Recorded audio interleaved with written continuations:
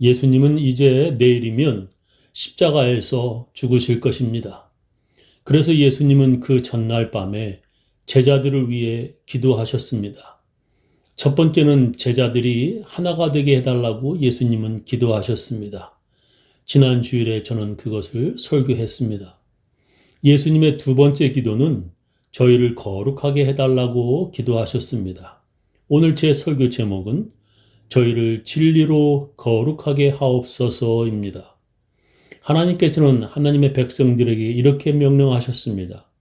너는 이스라엘 자손의 온 회중에게 고하여 이르라. 너희는 거룩하라. 나 여호와 너희 하나님이 거룩함이니라 하셨습니다. 너희는 거룩하라고 하나님께서 명령하셨습니다. 또 이렇게 말씀하십니다. 너희는 내게 거룩할지어다. 이는 나 여호와가 거룩하고 내가 또 너희로 나의 소유를 삼으려고 너희를 만민 중에서 구별하였음이니라 하셨습니다. 하나님은 하나님의 백성들에게 거룩하라고 여러 번 명령하셨습니다. 하나님의 백성인 여러분은 거룩하십니까? 그렇다면 거룩이란 무슨 뜻입니까? 거룩이란 구별하다, 분리하다, 깨끗하다, 유일하다라는 뜻입니다. 성경에 하나님은 계속 여러 번 거룩하라, 구별하라고 명령하십니다. 나는 여호와 너의 하나님이라. 내가 거룩하니 너희도 몸을 구별하여 거룩하게 하고 땅에 기는 바 기어다니는 것으로 인하여 스스로 더럽히지 말라. 나는 너희의 하나님이 되려고 너희를 애굽 땅에서 인도하여 낸 여호와라. 내가 거룩하니 너희도 거룩할지어다 하셨습니다. 그렇다면 우리가 어떻게 몸을 구별하여 거룩할 수 있습니까? 구약 성경에 보면 남자들은 할례를 받아야 구별된다고 말씀하십니다. 할례는 하나님의 백성이라는 구별을 자기 몸에 표시하는 것입니다. 할례를 받지 않으면 하나님의 백성이 되지 못하였습니다. 또한 구별된 하나님의 백성들은 아무 것이나 먹으면 안 되었습니다. 거룩하기 위해서 먹을 것도 구별해서 먹으라고 하나님께서 명령하셨습니다. 하나님의 백성들이 구별되기 위해서는 돼지고기나 오징어, 장어도 먹지 말아야 합니다. 하나님께서 부정한 것, 깨끗하지 않다고 하신 것을 하나님의 백성들은 먹지 말아야 했습니다. 특히 짐승의 피를 마시지 말라고 명령하셨습니다. 그리고 거룩한 하나님의 백성들은 부정한 것을 만져도 안 되었습니다. 특히 죽은 사람의 시체를 만진 사람은 부정하니 7일 동안 다른 사람과 접촉하지 말라고 명령하셨습니다. 그래서 무덤도 하얗게 회칠을 하여 밤에 실수로 몸에 닿지 않도록 유대인들은 조심하였습니다. 또한 몸에서 피가 흐르는 병을 가진 사람이나 고름이 흐르는 병자들을 만지지 말라고 하나님께서 명령하셨습니다. 그들을 만지면 부정하게 된다고 성경은 말씀합니다. 유출병 환자를 만진 사람도 역시 7일 동안 격리하여야 했습니다. 우리는 코로나 때문에 이것을 잘 이해할 수 있을 것입니다. 그래서 문둥병자들은 자기 입술을 가리고 거리에서 자기는 부정한 사람이니 자기에게 가까이 오지 말라고 소리 지르며 다녀야 했습니다. 그렇지 않으면 사람들이 그들에게 돌을 던졌습니다.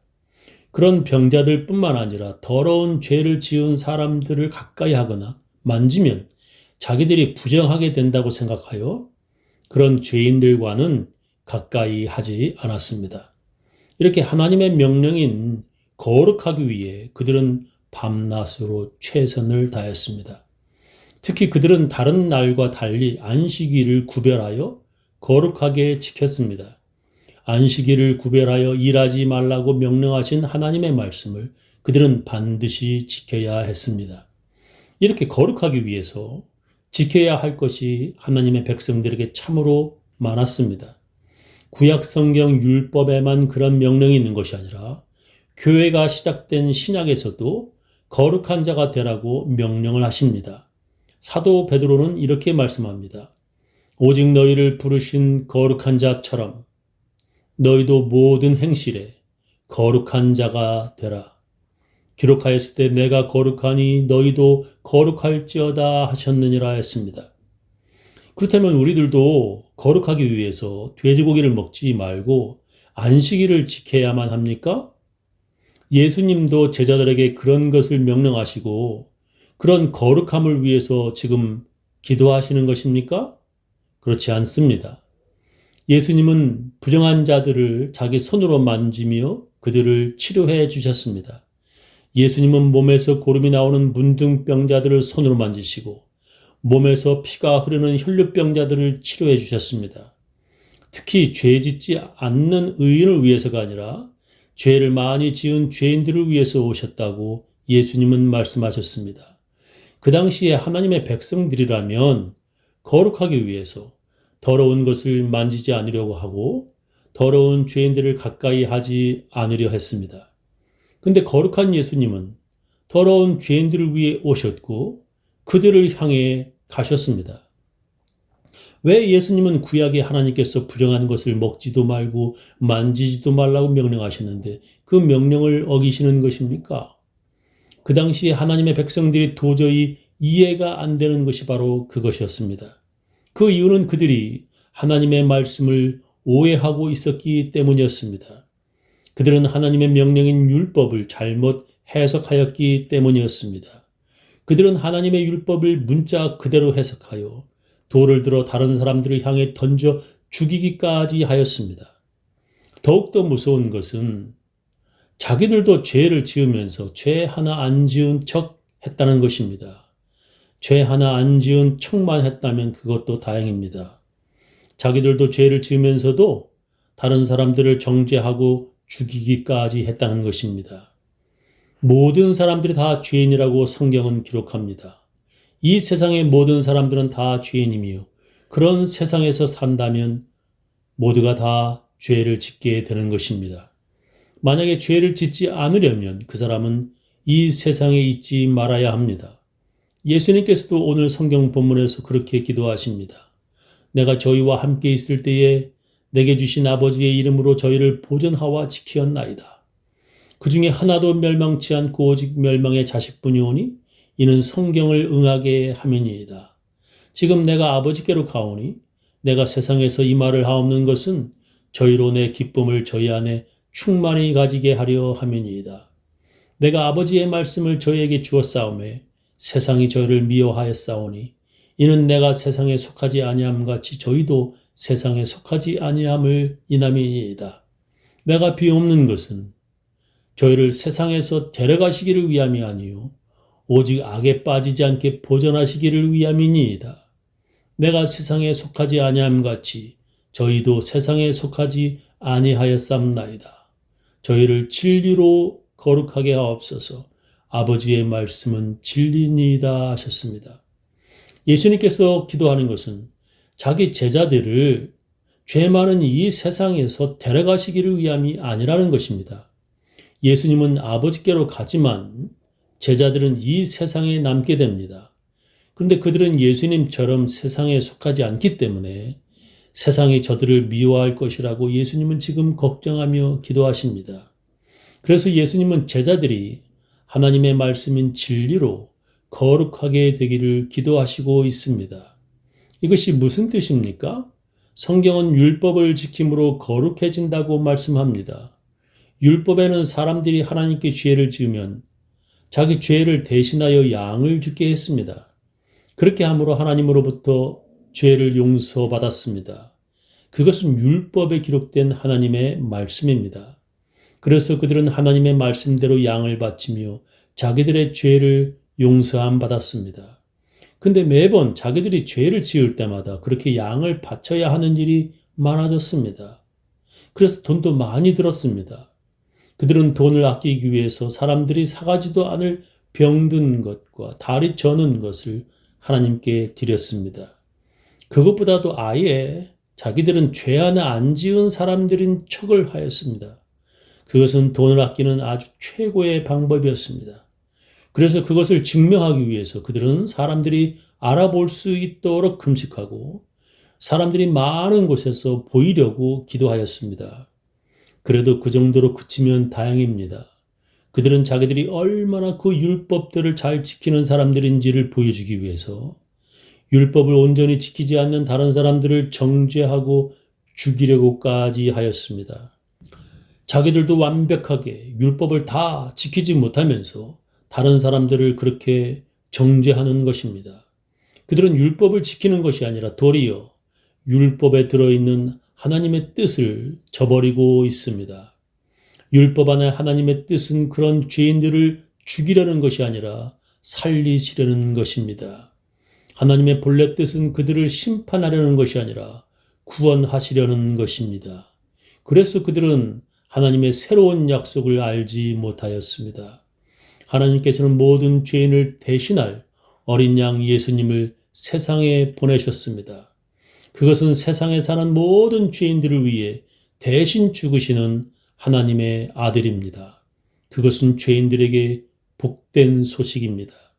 그것을 믿는 사람들이 바로 예수님의 제자들입니다.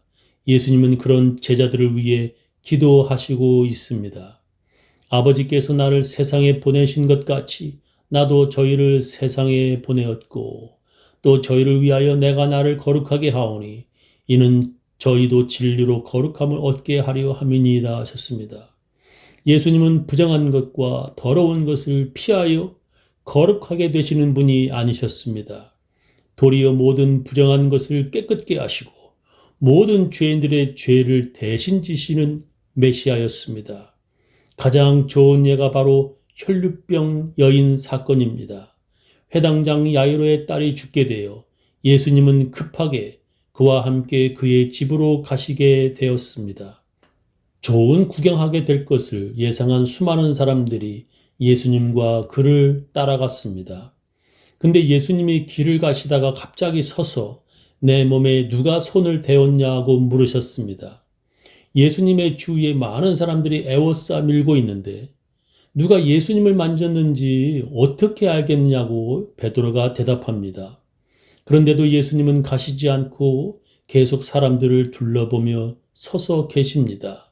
그때 한 여자가 앞으로 나와 엎드려 자기가 만졌다고 고백합니다. 근데 그 여자는 12년 동안이나 몸에서 피가 멈추지 않고 흐르는 혈류병 환자였습니다. 예수님은 그 여자에게 따라 네 믿음이 너를 구원하였으니 평안히 가라 하셨습니다. 지금 우리들은 별 대수롭지 않게 생각할지 모르겠지만 그 당시에 그 여자의 행동은 아주 나쁜 몹쓸 짓이고 정말 죽어 마땅한 파렴치한 일이었습니다. 그 여자의 이기적인 행동 때문에 예수님은 부정한 자가 되는 것입니다. 더러운 것을 다른 사람에게 바르는 일이었습니다. 그 당시 모두가 다 그렇게 생각했지만 예수님은 달랐습니다. 예수님은 그런 부정한 자들의 모든 더러움을 다 받으시고 그리고 모든 사람들의 죄를 다 대신 지시고 그들의 모든 부정함과 죄를 깨끗게 하셨습니다. 하나님께서 그런 일을 하기 위해 예수님을 그리스도로 보내셨습니다. 예수님이 죄인을 대신하여 죽으셔서 세상 모든 죄인들이 거룩하게 됨을 믿는 사람들이 바로 예수님의 제자들입니다.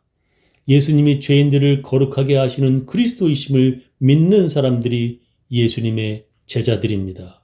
하나님이 예수님을 세상에 보내신 것처럼 예수님이 제자들을 세상에 보내시려 합니다. 예수님은 이 복음을 믿는 제자들이 하나님의 말씀으로 거룩함을 받게 해달라고 기도합니다. 구약의 율법에는 악한 세상 속에서 살아가면서 어쩔 수 없이 죄를 짓게 되는 사람들이 자기 대신 양이 죽어 거룩하게 됩니다. 그와 같이 예수 믿는 제자들이 이 악한 세상 속에서 자기 대신 예수님이 죽으심을 믿는 그 믿음으로 거룩하게 됩니다. 바로 그것을 믿는 제자들이 거룩함을 얻게 해달라고 예수님은 기도하십니다. 하나님의 율법으로 사람들이 자기 죄를 대신하여 양을 죽게 하며 용서함 받듯이 이제 하나님께서 보내신 예수님의 죽으심으로 모든 죄를 용서함 받게 됩니다. 그렇게 하나님의 새로운 약속, 새로운 말씀, 복음을 믿는 제자들이 거룩하게 하옵소서라고 예수님은 기도하고 있습니다. 저는 우리 교인들 모두 복음으로 모두 거룩하게 되시기를 예수님의 이름으로 축원합니다.